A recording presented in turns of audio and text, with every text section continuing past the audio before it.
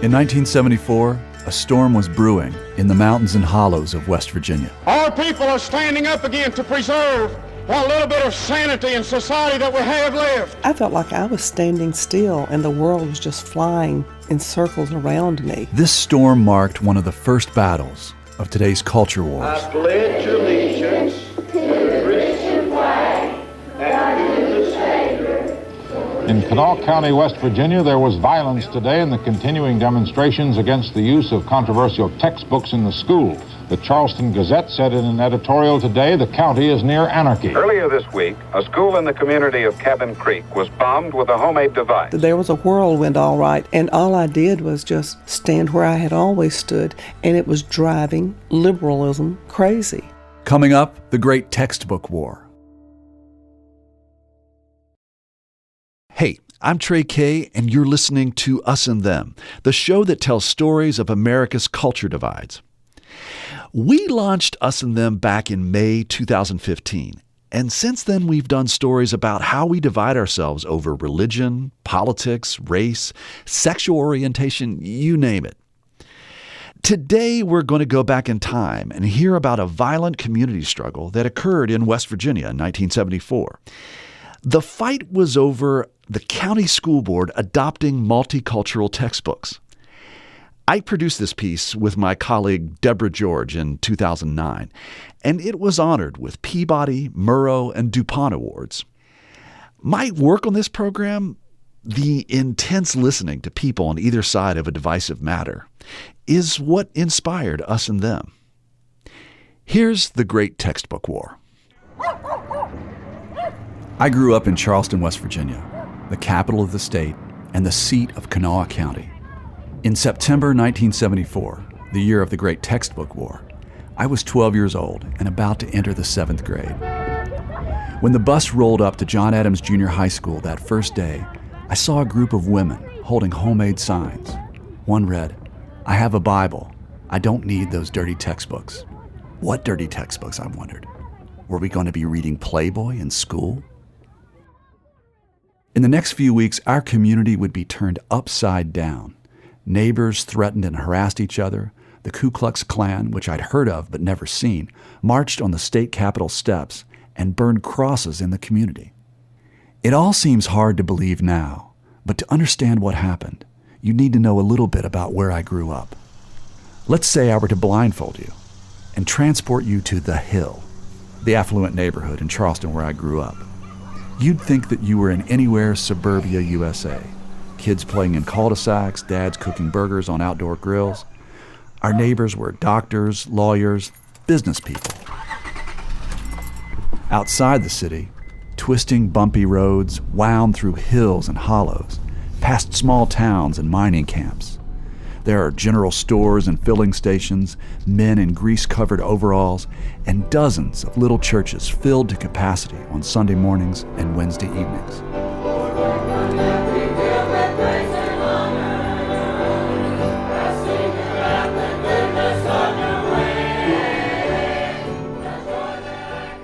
There was a lot that was different between urban and rural Kanawha County, not the least of which were our churches and our accents. One institution did tie us together, the Board of Education, which oversaw Kanawha County's 125 schools. But that was before the Great Textbook War. On April 11th, in the spring of 1974, the Kanawha County Board of Education met to consider some new textbooks that were being proposed for adoption. The meeting will please come to order. We're starting a little bit late this evening. I remember it going into it as a typical meeting. I mean, I had attended these before, but just as a teacher. My name is Becky Burns. I was a member of the 5-member textbook selection committee in Kanawha County Schools in 1974. Thelma Conley presented the rationale for the selection. Not only did the committee look for multi-ethnic content, but also multicultural. We were operating under state guidelines. One of the guidelines, which was a new one, was that the textbooks, they should be multicultural in their content and in their authorship. When the book presentation had concluded, school board member Alice Moore questioned a term used in the report, dialectology. It was intended to encourage students to feel comfortable in expressing themselves by using their natural dialect. I just don't think I agree with that approach at all. In fact, I'm sure I don't. What was that? What I've read about dialect. Alice Moore was the lone female member of the Kanawha County Board of Education. She was a minister's wife with 4 children in the schools and the only board member without a college education. And it didn't seem right to Mrs. Moore to teach incorrect English in school. There's a correct way to speak. Now, there may be some slight variations, but dim is never correct. Dat is never correct for that. Now, if we're talking about this in dialectology, I want to prove these books. Mrs. Moore's objection caused a sensation. It was rare that an ordinary member of the community, a parent, had questioned the decisions of education professionals. I was just sitting back saying, okay, let's get it done. And like every once in a while happens, all of a sudden, whoops, you wake up and all kinds of things are happening different than you expected. I'm Kenneth Underwood, and at the time of the controversy, I was superintendent there in Kanawha County. The board normally always relies upon your textbook selection committee. They're the experts. My name is Russ Isaacs. I was on the Kanawha County Board of Education for 6 years. Why not leave it up to the professionals? I mean, what are we paying these people to do? I mean, they're professional educators. What am I? I'm an accountant. What the hell do I know about education? Alice Moore may not have had a college degree, but she was well-read and well-informed. She'd been keeping an eye on attempts to bring sex education into the curriculum. And for some time, she'd been reading about the radical left and their attempts to use American schools to change society. In her mind, all the talk about multi-culturalism and dialectology was just a cover-up for a larger liberal agenda. I almost think Kanawha County was a test case. This was happening in different places around the country. But I wonder if they didn't think they could come into West Virginia, that these were backward, uneducated people. They could come into this little state, they could do whatever they wanted to, and nobody was going to question them. After some discussion, the board moved to approve the books, but hold off purchasing them until they'd had a chance to review them more closely. Okay, would you be willing then to go along with the approval of these recommendations on that basis? The recommendation on this basis. Okay, would you so move? I so move. All in favor of the motion, say aye. Aye. Aye. Opposed? Motion's carried. Well, as soon as the meeting was adjourned, my husband happened to be there that night. He didn't always go with me, generally didn't, but he was there that night. And he walked up and handed me a book. He said, I want you to look what you just adopted. I don't remember which came first, the tabling or the objection to the Malcolm X quote. You know, I remember Malcolm X being a flashpoint for Alice.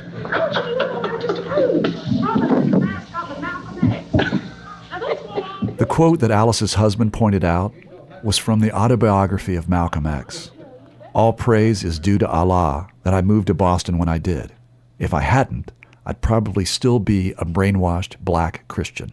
I was so offended by that remark in a student's textbook.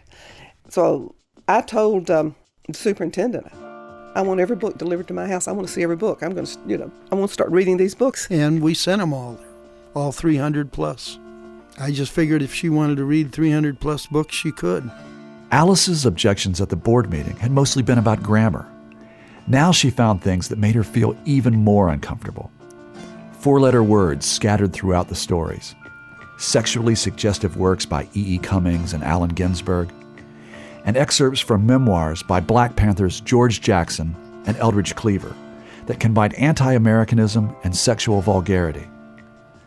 Alice began giving interviews to the media, spreading the word about what was in the books. As the people were reading the newspapers, reading letters to the editor, going to various meetings, they started choosing up sides. And it wasn't about a passage, it wasn't about a portion of a book, it was the books. You were either for them or against them.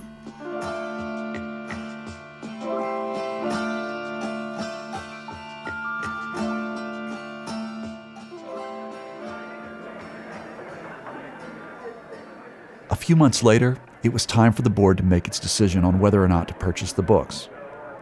June 27th was a rainy day in Charleston, but people were flooding in from all parts of Kanawha to the Board of Ed meeting, hoping to voice their opinion on the textbooks.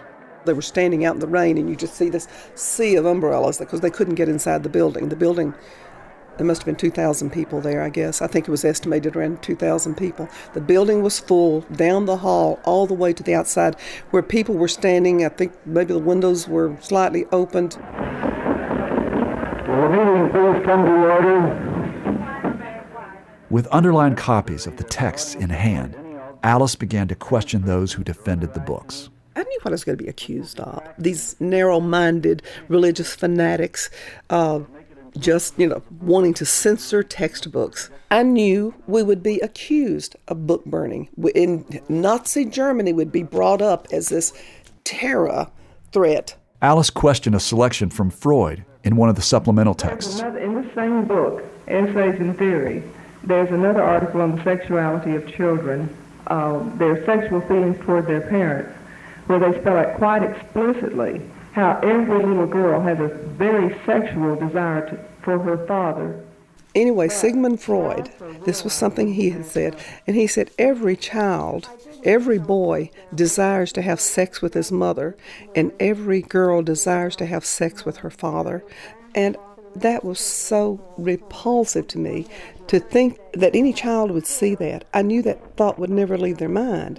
What strikes me, Mrs. Moore, is that you're pinpointing a few objectionable things. As Mrs. Moore questioned book supporters, Nell Wood, chair of the book selection committee, sat biting her tongue. I think any parent has a right to say, no, I don't want my child to read that. But nobody has a right to say, I don't want your child to read that. That's going beyond common sense. The objections moved from Freud to fairy tales to felons. Moore brought up an excerpt from Soul on Ice, the memoir by Black Panther Eldridge Cleaver, who spent time in prison for rape and assault. Is it your feeling that in order to represent minorities, that we should, specifically blacks, that we should represent them with the Eldridge Cleavers and the George Jacksons and the people of this time? Dan Moles probably represented how most parents felt about children reading Cleaver in literature class. Yeah, Eldridge Cleaver, yeah. Soul on Ice, in the second or third chapter, he's talking about going across the tracks and raping white women, and things in there. Well, I mean, that's fine if that's what you want to do up in New York, but that doesn't fit on Camel's Creek very well, thing. But Mrs. Moore wasn't just speaking to white members of the community. They represented the worst of society and called that multi-culturalism. I don't think that represents black culture, or at least that's what I was trying to say to the black community. This is not a fair representation of your culture. In a strange way, I respected her strategy. Reverend Ron English was a member of the local chapter of the NAACP. This is a very conservative community. Within the black community, there were people who felt like some of the writings were anti-Christian, that some of the writings were unpatriotic, because maybe she had some clues that there was that sentiment in the African American community or in the black community, and that she wanted to kind of speak to that by way of saying, now, we're all Americans here. You understand that we are not talking about race here. We are talking about good old honest American values. She's pretty media savvy. The way that she went about raising questions, and she would do it in a very cool, calm, and collected kind of way. Mr. Clendenin, you mentioned the academic freedom of teachers at all educational levels. Do you think that a teacher has the academic freedom to challenge an elementary child's religious beliefs? Moore worked her way through the objections to the books. Full of coarse language, they were anti-Christian and anti-American. But if there was any one thing at the core, it was that they encouraged students to question the values of their parents and community. Like an experienced trial attorney, she grilled Richard Clendenin, the president of the County Association of English Teachers, when he brought up the subject of academic freedom. To challenge his beliefs? To challenge an elementary child's religious beliefs. I don't believe he has the right to challenge his beliefs, but he has the right to challenge him to think for himself about those beliefs. He has a right then to put a doubt or a question in an elementary child's mind about whether or not there is a God, or if the Bible stories are mythology or fables. We'll have to have quiet. I can't. It wasn't just a matter of throwing in foul words to, for children to see. It was a matter of getting children to accept a whole new idea.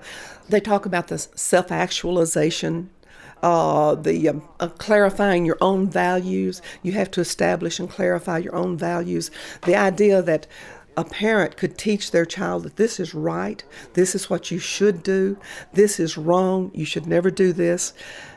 That had to be removed to free this child from the idea that there's an authority that tells them what's right and wrong, that they themselves can determine by themselves what is right for them, and truth is whatever is truth to that individual. And there it was, in a school board room in West Virginia, a basic fissure in American values was exposed.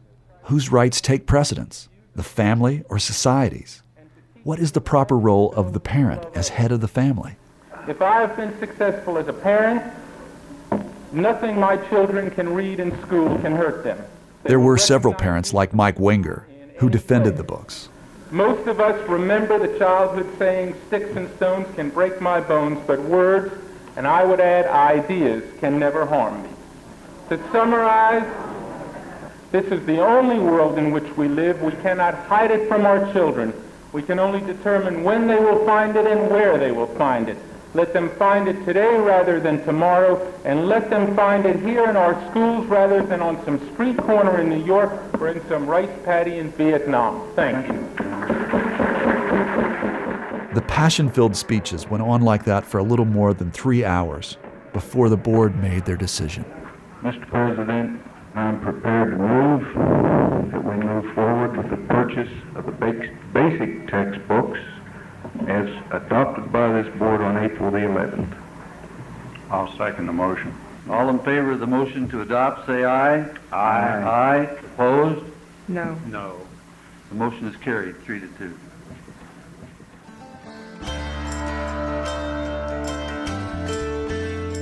Coming up, shattered windows, chairs scattered about. What was left of Mrs. Catherine Albright's first grade room at Midway Elementary School at Campbell's Creek, West Virginia. That's after this short break.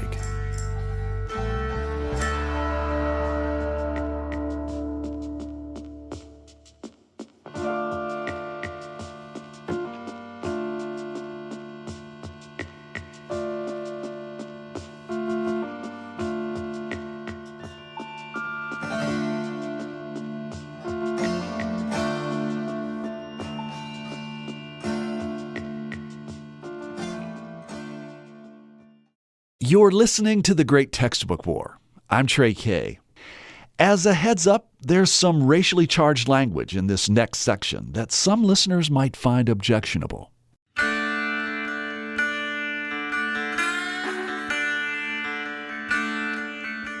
In the late summer of 1974, Americans were struggling to find their footing in uncertain times. That August, Richard Nixon became the first American president to resign from office. Fighting in Vietnam continued despite a peace agreement, and in California, a group calling itself the Symbionese Liberation Army was robbing banks with kidnapped heiress Patty Hearst in tow. In Kanawha County, West Virginia, parents were poring over their children's textbooks, unsure of what they were reading. School board member Alice Moore had started a fight against the textbooks, and a number of fundamentalist preachers joined her cause. We're all out for one thing, and that's to not see that our children's minds are torn down and this stuff goes into the schools. We're together. The preachers' congregations ranged over Kanawha County's mining communities. Marvin Horan, a truck driver and preacher from the Campbell's Creek community, called for a school boycott. Now the thing we have to do is to stay out of school until the books are gone. We must stay out of school. The books must go. We can win if we'll stay out of these schools. Leaflets circulated with excerpts from the texts. A lesson on mythology used the example of Aesop's fable about the gladiator Androcles and the lion who spares him because he'd once pulled a thorn from his paw. It seemed innocent enough. Only the lesson also cited Daniel and the lion's den. I went to a meeting at a church across the road from where I live, and it said in there that God was like a fairy tale, that he wasn't real. And people's not going to stand for these books, and I'll keep my kids home before I send them. I don't have a problem with them studying Androcles and the lion or anything like that. What I have a problem with is comparing a myth, which is clearly a myth, to the Bible. And that's the problem.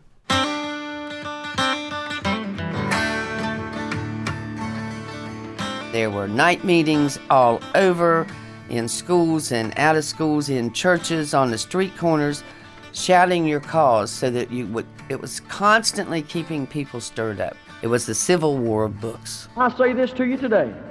You that are here, if you've never been on a protest... Khaki Eller, a young English teacher, went to one of the meetings where Reverend Avis Hill spoke. Come Tuesday, I expect to see ghost rooms in Kanawha County. I expect to see... He's very charismatic. And the crowd that came were very, ban those books, burn them, let's put them in piles and burn them. And I was standing beside a man that was a businessman in the area. I won't relate his name, but I said, you know, John, this is getting a little bit out of hand here. And I can remember that he pulled his coat back and said, don't worry, I'll take care of you. And he had the biggest pistol on his body that I'd ever seen. It was a scary time because all the adults and your parents and people around you were acting in ways that you'd not seen them act before. Kelly Wills was a rising sixth grader that fall at Midway Elementary School in the town of Campbell's Creek. My mom's involvement, the extent of her involvement with me in school was to be a PTA mom and to, come for the Christmas party and all of that. And now all of a sudden she's going to meetings where they're discussing not sending your kids to school. The whole thing was kind of Twilight Zone-ish, really. And the rhetoric kept ratcheting up.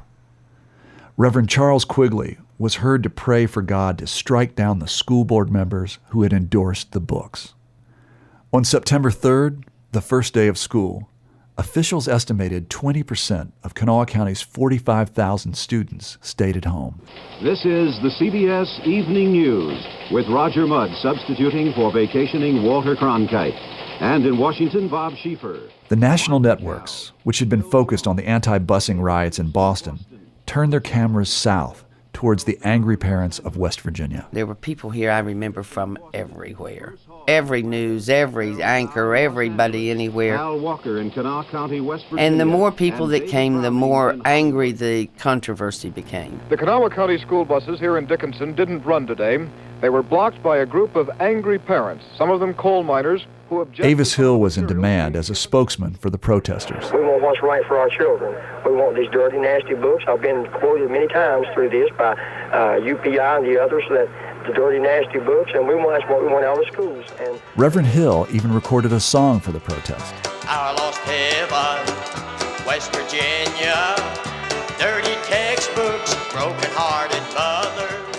Well, I'm against the books, but I don't see doing it this way. How would you say do it? Well, there has to be another way. I don't think it's illegal to keep him out of school, and my child wants to go, so he's going. Parents who did bring their children to school would be met by taunting protesters. Kelly Wills went with her mother to picket in front of Midway Elementary School.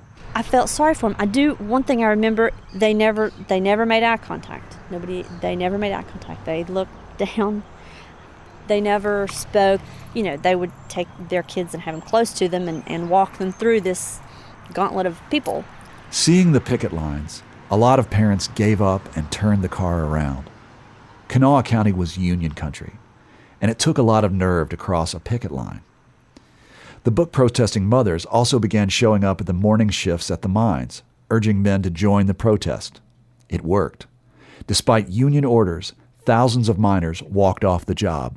At that time, and I guess some of it's true, they would strike at a drop of a hat.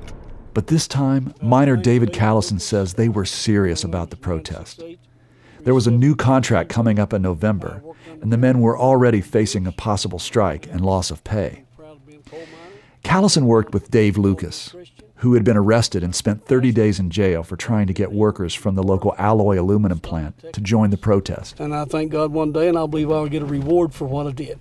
Callison and Lucas said miners knew an economic boycott would have more power than just a school walkout. There's some for the books, probably, and there's some against the books, but they wouldn't cross a protest line. Within days, more mines were shut down. So were chemical plants and grocery warehouses. Even municipal bus drivers stopped work. A message was being sent. Coal mines started shutting down, other businesses started shutting down. Then it was no longer a bunch of backwoods retarded people. It was a legitimate gripe that we had. The business community was split on the protests. Most were against them, but others with fundamentalist leanings gave money. The miners who were pro-union and mostly Democratic weren't all churchgoers, but they didn't like their children being taught outsider notions. They was going to teach my kids socialism, homosexuality. They was teaching situational ethics. Like whether it was okay to lie. One of the lessons used the story of Jack and the Beanstalk, asking children whether it was right for Jack to steal from the giant. This insistence on questioning everything flew in the face of local values. I'm big on respect. It's just that simple. My kids was raised to respect you. The only thing that was required of you for them to show you respect is you need to be older than them. That's all. You didn't have to be a handsome, you didn't have to be a hunk, you didn't have to be smart. You had to be older than them, and they showed you some respect in. And then there was a simple fact of geography. The mountains had acted as a buffer between West Virginia and the nation. But by the 1970s, interstate highways and cable TV created a sluice to the outside world. Chemical companies like Union Carbide and DuPont attracted to Kanawha well-educated cosmopolitan families from places like India and Brazil. And to poorer, more working-class areas, young Vista workers were coming to Appalachia as teachers. All these younger teachers came with different attitudes from different states, and they had a different ideal of what curriculum should be.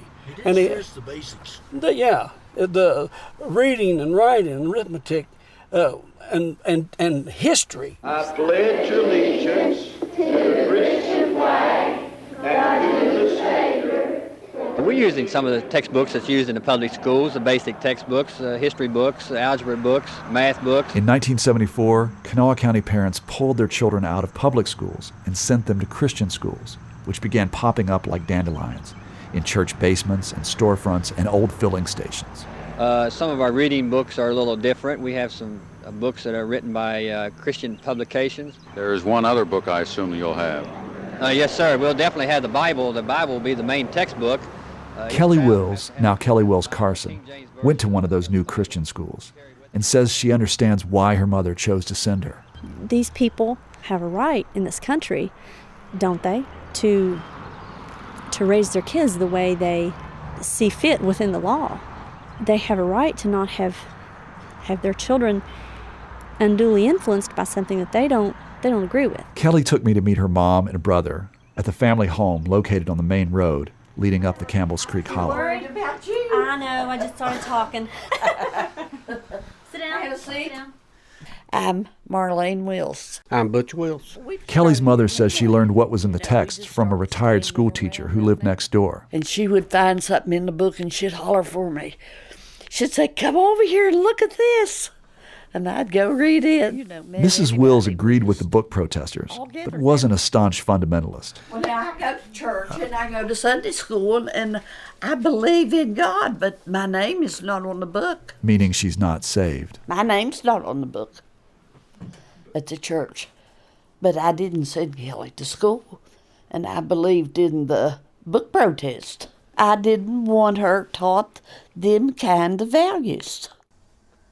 Back in 1974, Butch Wills used to hang out at the Campbell's Creek anti-textbook headquarters, and is still good friends with the family of Reverend Marvin Horan, who used to run that office.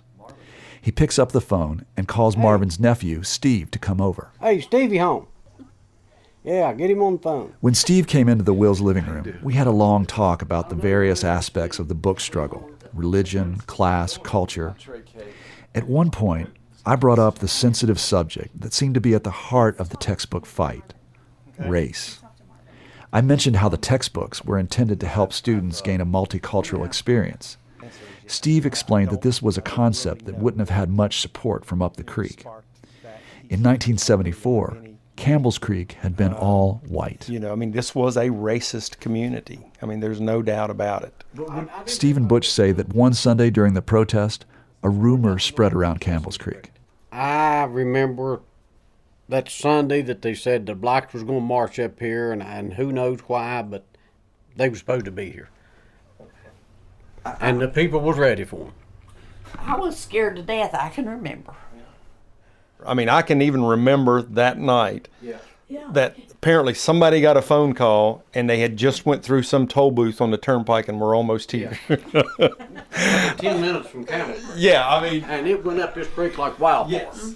Well, their wives and mothers and grandmothers was in the church on Sunday night.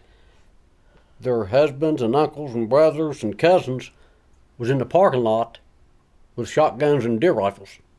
I think Dad even got his gun back. I think so, yeah. You could have, if you would have been a strange black person and got lost up Campbell's Creek, you'd been dead that night. Now, just to be clear, no black group ever marched up Campbell's Creek.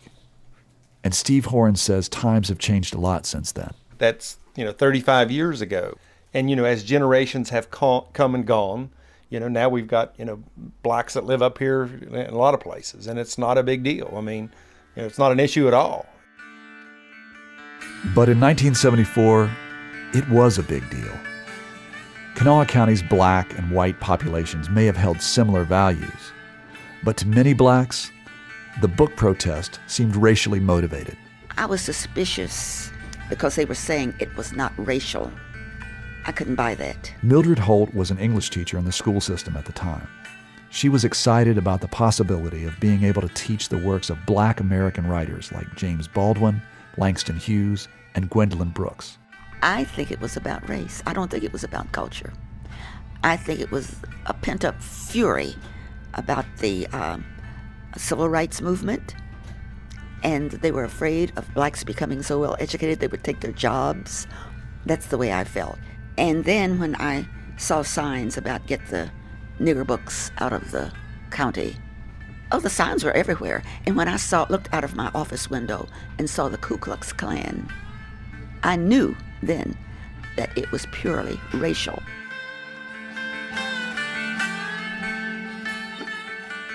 The Klan made their presence known during the textbook controversy. The textbook protesters had to spend a good deal of time and money publicly disavowing them. As protesters gained visibility, more national groups on the right and the left took interest. The John Birch Society, the National Education Association, and Bob Dornan, representing a group called Citizens for Decency Through Laws, came to Kanawha, as well as a fledgling group of conservatives from Washington, D.C. We found out about the Kanawha protests when we primarily, read about it in newspapers. We didn't realize what we had stumbled upon. Larry Pratt is the executive director of Gun Owners of America. But back in 1974, he was the first treasurer of the newly formed Heritage Foundation. Connie Marshner was the group's education director. Heritage in those days was a baby organization. Literally, we had just become a legal entity. We were 5 people in rented space next door to a garage. We had seen these kinds of things percolating, and these ideas were floating around that children should be taught in a way that was so very different from what their parents had been taught and what their parents wanted. The networks ran the stories on Kanawha County all over the country. Many, many viewers saw those stories and said, oh, I'm not the only one who has these problems. It's not just my school district. It's not just my family. I'm part of something bigger.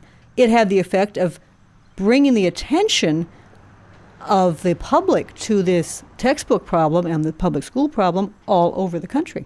We were all just delighted that we had a chance to have a grassroots constituency that had risen up to try to deal with something that we thought was a problem. We thought, well, let's go help them. We think they're right. On October 6th, preachers Ezra Grayley and Avis Hill staged a rally in front of the school board office. Such a demonstration was a violation of a court injunction restricting protests close to a school building. So they, along with many other protesters, were arrested. The Heritage Foundation took up their legal defense. In Kanawha County, West Virginia, there was violence today in the continuing demonstrations against the use of controversial textbooks in the schools. The Charleston Gazette said in an editorial today, the county is near anarchy. More on the story. Snipers fired at school buses. A book protester was shot through the heart. And then... Shattered windows, chairs scattered about. What was left of Mrs. Catherine Albright's first-grade room at Midway Elementary School at Campbell's Creek, West Virginia. A U.S. Treasury agent and Kanawha County Sheriff's officer speculated the damage was the result of dynamite set off before sunrise.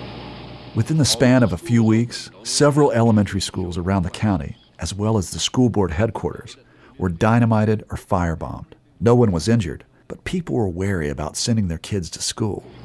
When the Lord give me my children, he give me sense enough to raise them. And I sure am not going to raise them to get blowed up under a pile of bricks or shot at in a school bus. Shortly after the bombings, the school board announced that they had come up with a compromise. Most of the textbooks would stay in the schools, but parents would have to sign permission slips allowing their children to read them. Children whose parents didn't sign could go sit in the library during the lesson. Was this at least a partial victory for the people who oppose these books? Not really, not really. What do we do? Does the child hold his hand up and say, I'm sorry, Mrs. Smith, my mother doesn't want me to read that book. I've got to leave the room. I know what happens to a child like that. They're the laughingstock of the schools. The compromise did little to soothe the frustration of protesters like Reverend Henry Thaxton, who felt they were being condescended to by a cabal of cultural elitists. If they had ever shown any real interest in just listening, I think that's all we really wanted. Nobody ever really listened. Nobody. They built a wall and thumbed their nose at us. And that's frustrating. That's frustrating to you. It's frustrating to me.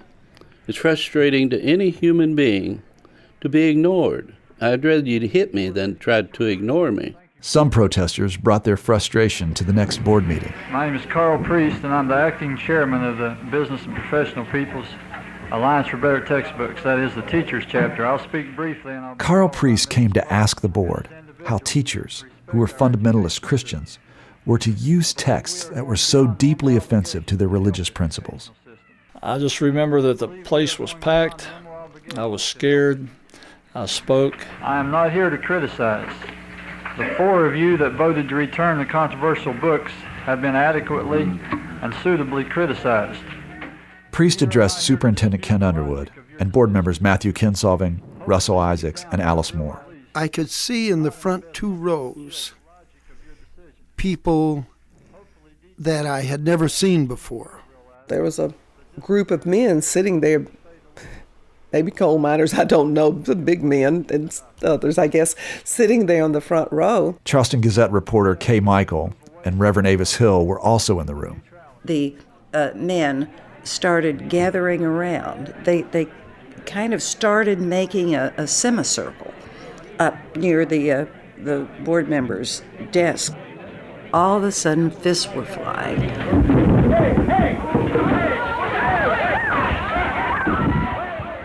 I just saw punches thrown to the face, towards the head, and that's it. I looked over and some woman was just beating the hell out of Matthew Kinsolving with her bag. I mean, just pounding him. There was a woman in the crowd, and she pulled out a can of mace, and she was spraying mace and was spraying at the Board of Education. She was trying to spray the mace on the superintendent of the board. Superintendent Ken Underwood got into the fight. It was either get involved or stand there and take a beating. After it was all over and it happened, I came back in, the crowd dispersed and whatever, and the police was there. And I stood up and I said, Dr. Underwood, I'm sorry for this incident tonight. I apologize for the fact that we've had this fight that broke out. And Dr. Underwood had a handkerchief up to his nose and was wiping blood. And he looked at me and he said, only thing I can say, Reverend, is just better be glad I never got my hands on them. So, he was ready to fight. He was ready to mix it up. I think we probably made a redneck out of Dr. Underwood that night.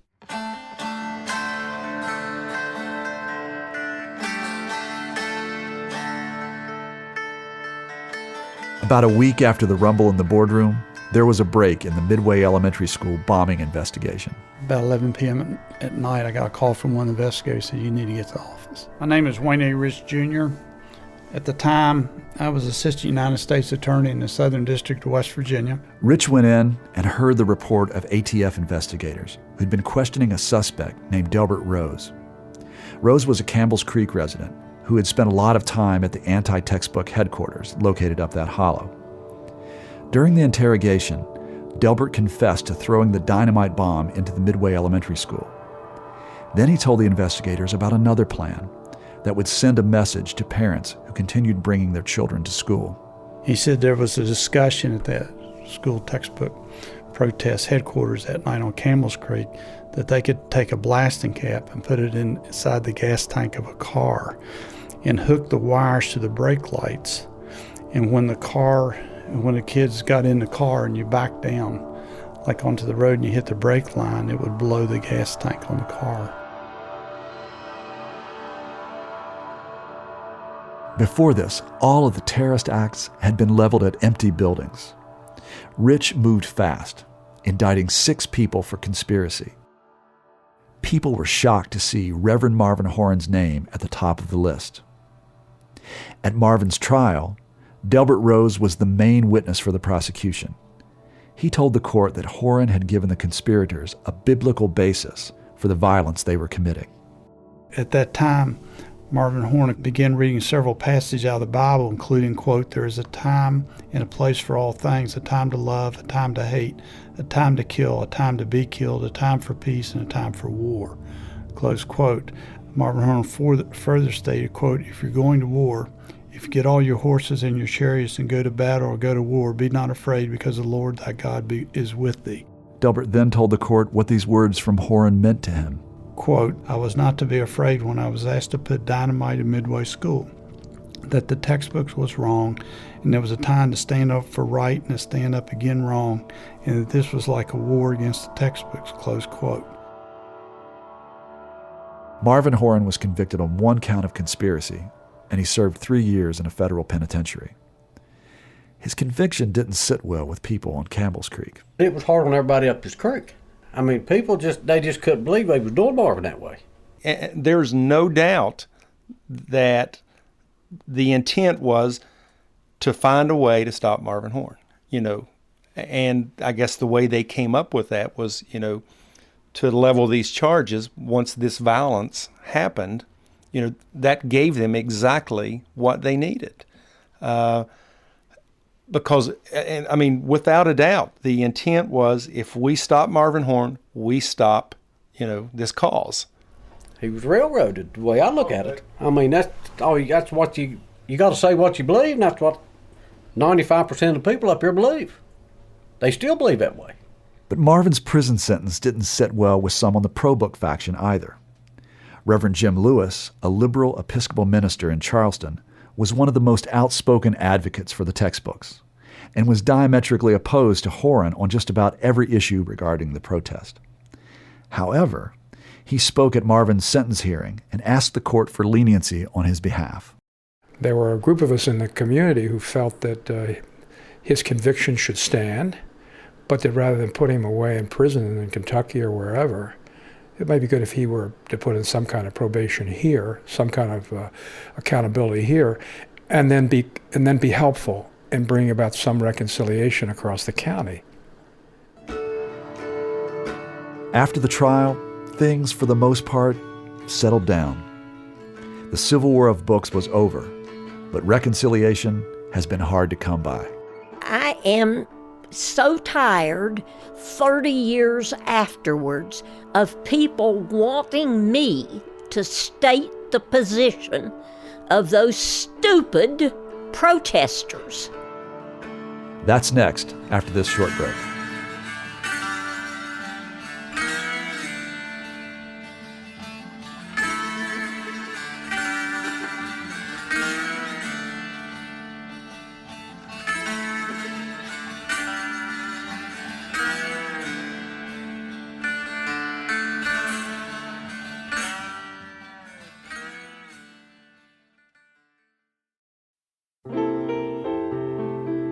Music lifts us up and brings us together, even when we can't get together in person.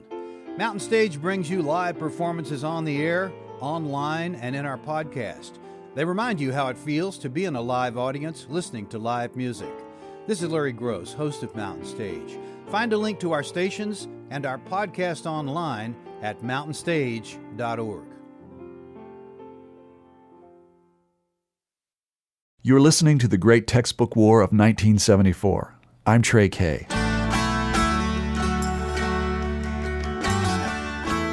When the textbook war was over, it was hard to tell who had won exactly. The book supporters claimed victory because the books went back into the schools. On the other hand, some schools refused to use them. Jay Sprigg was a student at one of those schools. Sprigg calls himself a liberal redneck. He graduated from high school in 1983, attended West Virginia State College for a while, and worked as a carpenter until he was disabled a few years ago. I don't want to dwell on it or carry a grudge, but, I got out later in the world and talked to friends who, I remember one friend I was talking to, he had to do a compare and contrast report on 1984 versus Brave New World. Like, man, where was my teachers on stuff like that? We were spending the whole semester on Beowulf. Nothing against Beowulf, but a whole semester. Sprigg thinks his teachers wanted to avoid any kind of controversy and just never assigned much modern literature to their students. I can't think of a better place in the world for an 11th grade English class to study The Grapes of Wrath, but we never would have. They would have never done that. The Upper Kanawha Valley in West Virginia would be a perfect place for a teacher to teach The Grapes of Wrath, but we didn't. A lot of teachers agree.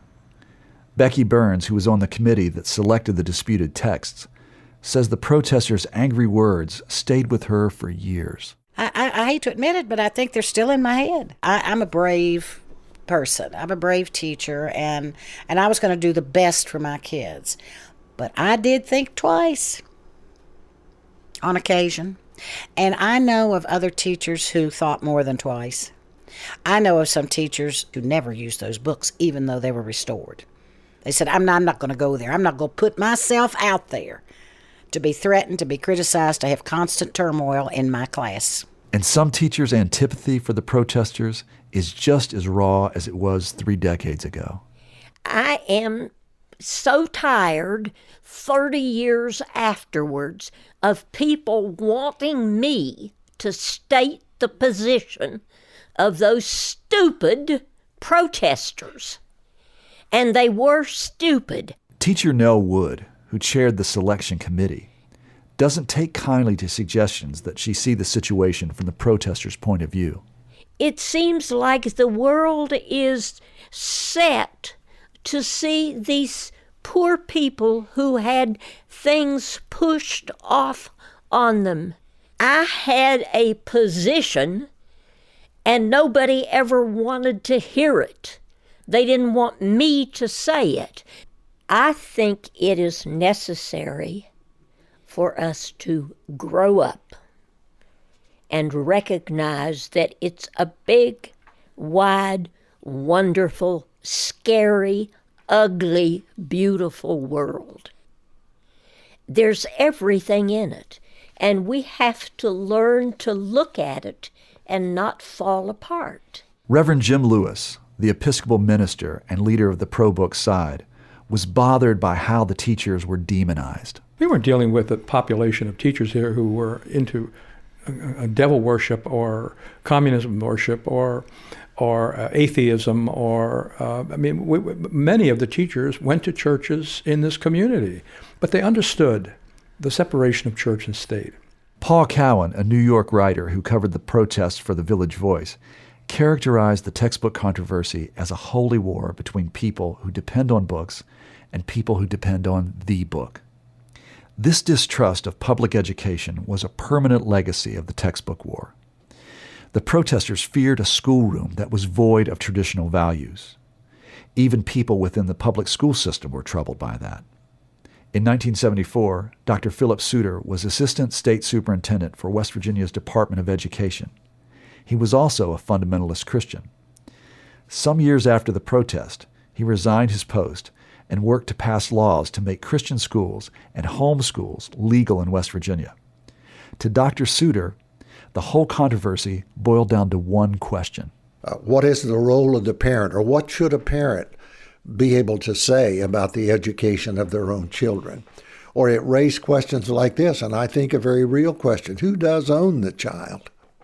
I think parents in West Virginia or any other state, as a matter of fact, should have much to say about the education of their own children. And I think they are equally able to make good and wise decisions about the nature of education for their children.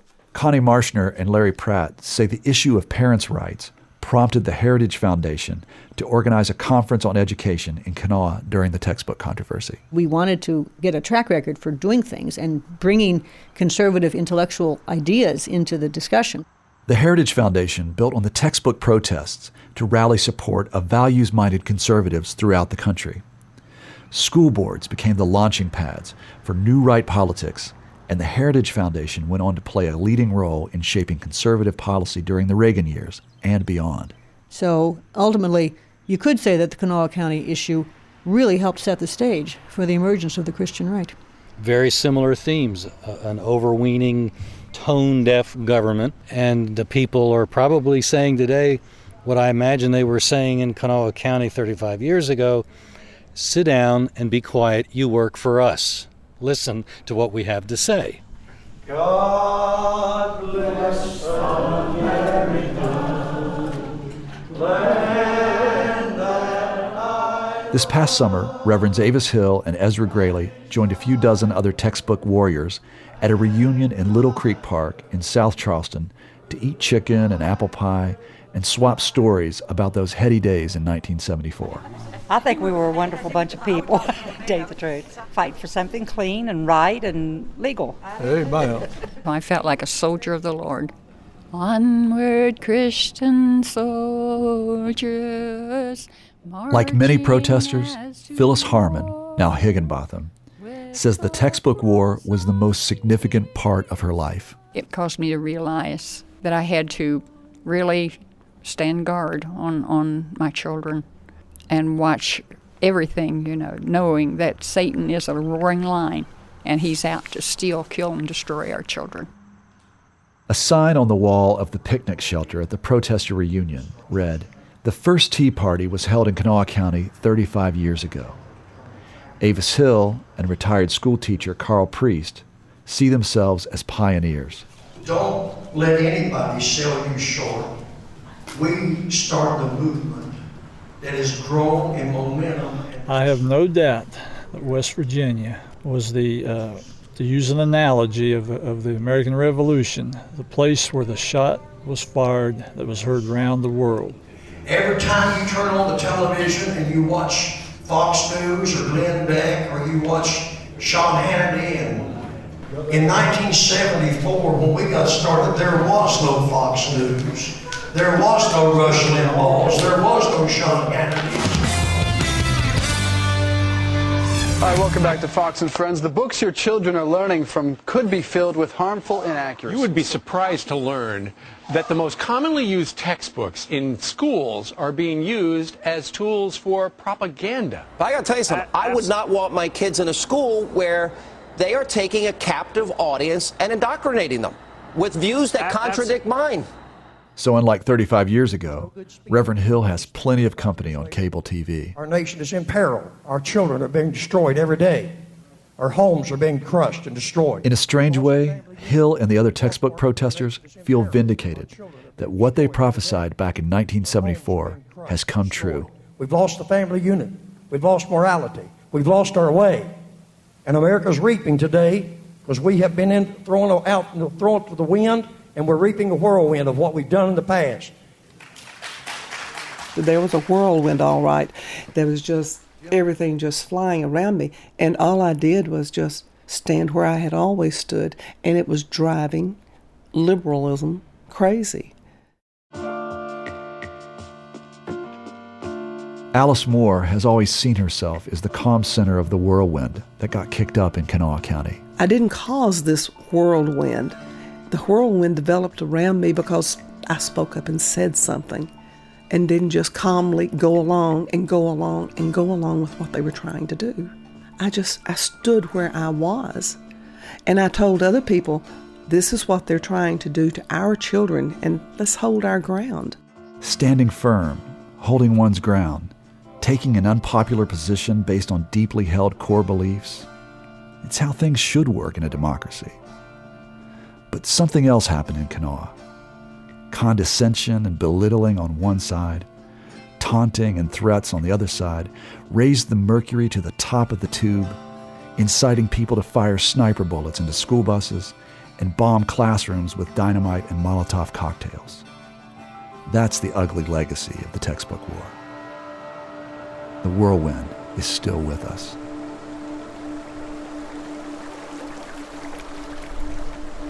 Ages ago, the Kanawha River cut a deep winding valley in the unglaciated Allegheny Plateau. Sometimes it seems like we sit with our own tribe on opposite banks of the river, believing that the world would be better if the other side simply went away.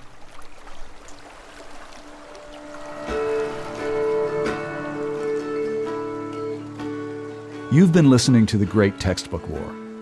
This program was produced by Trey Kay and Deborah George, with help from Anna Sale, Jonathan Mitchell, Mia Lobel, and Rosa Mayer. Music was provided by Michael Lipton and Tristan Lozow. Special thanks to Henry Battle, Stan Baumgartner, Richard Faust, Dr. Carol Mason, Fanny Casey, Deborah Jarvis, Lucy Welburn, Will Hanna, Susan Small, Ruth Josick, Craig Kay, Sam and Janie Bowling, Kathy Kay, Governor Gaston Caperton, and New York Public Radio, WNYC. The Great Textbook War was sponsored by the Kanawha Historical and Preservation Society and made possible with funding from the West Virginia Humanities Council, Friends of West Virginia Public Broadcasting, Kanawha Senators Community Partnership Grant, the CRC Foundation, and generous listener support. And here's a coda to our story. It's been nearly a decade since we produced this documentary. Some of our listeners have asked, what happened after the textbook war? Well, we're thinking of doing a follow-up, and we could use your help. Are there still fights in West Virginia over textbooks? And if so, what are the fights about? Is it about multiculturalism, or is it something else? Let me hear from you. Trey@usandthempodcast.com. Support for this podcast comes from the Corporation for Public Broadcasting.